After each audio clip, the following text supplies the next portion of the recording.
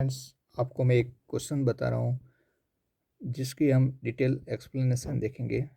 जैसे कि एक हमारे सामने क्वेश्चन है चित्तौड़गढ़ के दुर्ग के बारे में, जिसे आरपीएससी ने अपने डेप्थ लेवल का क्वेश्चन पूछा है, जिसको हम एक डिटेल एक्सप्लेनेशन के साथ उसको विस्तार से देखेंगे। पहले हम क्वेश्चन को देखते हैं कि कीर्ति स्तंभ की मूर्तिकला के संबंध में कौन सा कथन सही नहीं है। जिसके अंदर पहला दे रखा है कि स्तंभ के प्रवेश द्वार पर जनार्दन की मूर्ति उत्कीर्ण है। दूसरा बताया गया कि 5वीं मंजिल पर युग्म मूर्तियां हैं। और तीसरा बताया गया कि 4वीं मंजिल पर बुद्ध की प्रतिमा है। चौथा है इसमें 8वीं मंजिल पर माँ सरस्वती, माँ लक्ष्मी और महाकाली की मूर्तियाँ हैं।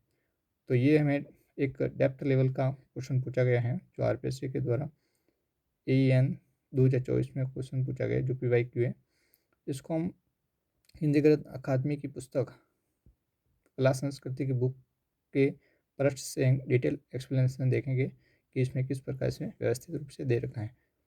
देखते हैं इस क्वेश्चन का आंसर तो 4th नंबर है, चौथा नंबर का है जो इसमें गलत आंसर है। जो 8वीं मंजिल पर माँ सरस्वती, महालक्ष्मी और महाकाली की मूर्तियाँ हैं, ये गलत हैं। इसको हम डिटेल एक्सप्लेनेशन के साथ देखते हैं। हाँ जी, अब हम हिंदी ग्रंथ अकादमी की कला संस्कृति की पुस्तक यानी हुकुमचंद जैन और श्रीमाली की पुस्तक के अनुसार देखते हैं कि जिसकी प्रश्न संख्या 298 है।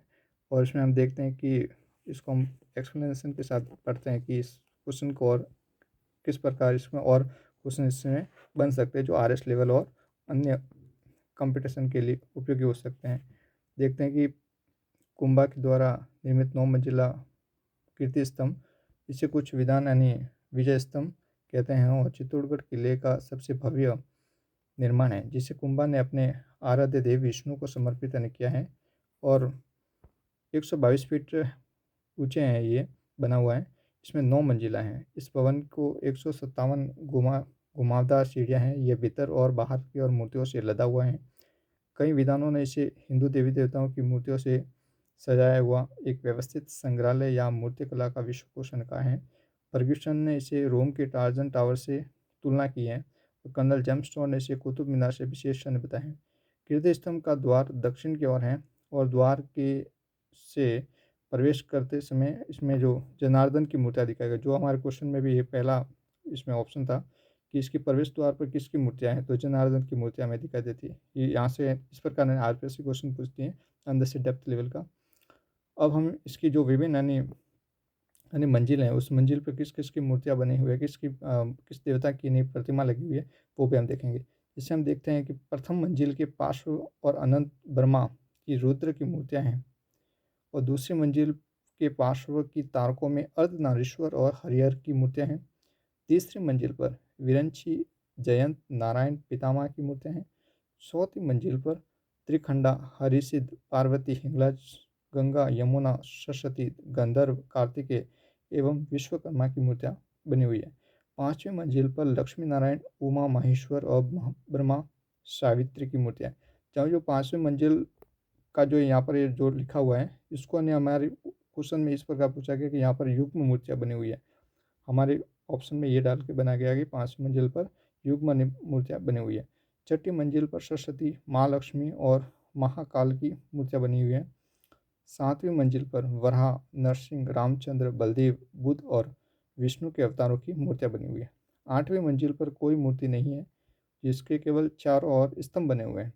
9वीं मंजिल पर कई शिलाओं और महाराणा हमीर से लेकर महाराणा मोकल तक का इतिहास वर्णित है। विजय स्तंभ से क्षतिग्रस्त होने के कारण महाराणा स्वरूप सिंह और फतेह सिंह के काल में इसका जीर्णोद्धार करवाया गया था।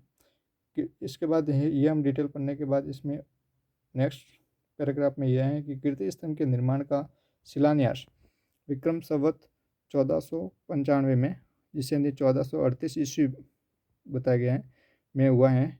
इसकी प्रतिष्ठा विक्रम संवत 1503 और ईस्वी में देखा जाए तो 1448 ईस्वी में हुआ।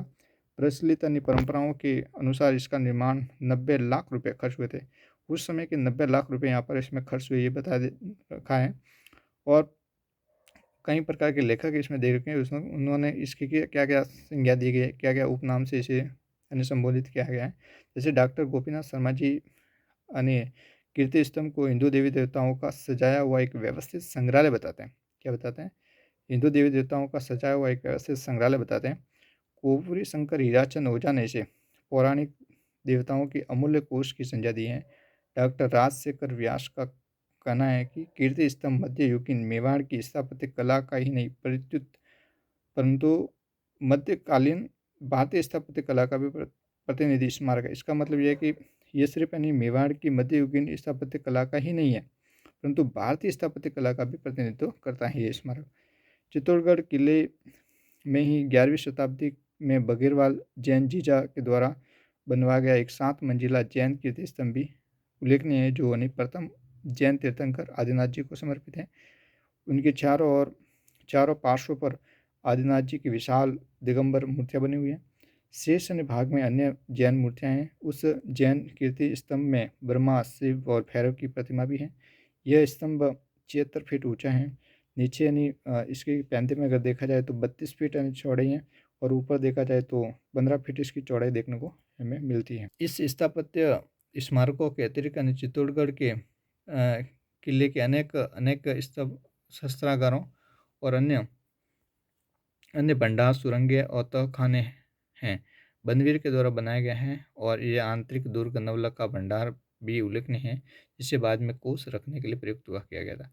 इस प्रकार की इंफॉर्मेटिव जानकारी के लिए और इस प्रकार की आरपीएससी के द्वारा पूछे गए क्वेश्चन और अन्य कर्मचारी चयन बोर्ड के द्वारा पूछे गए क्वेश्चन को एक्सप्लेनेशन के साथ देखने के लिए हमारे इस चैनल को लाइक करें, सब्सक्राइब करें और बेल एंगल को दबाएं, ताकि आपको नई नई नोटिफिकेशन आपको सबसे पहले मिलते रहें।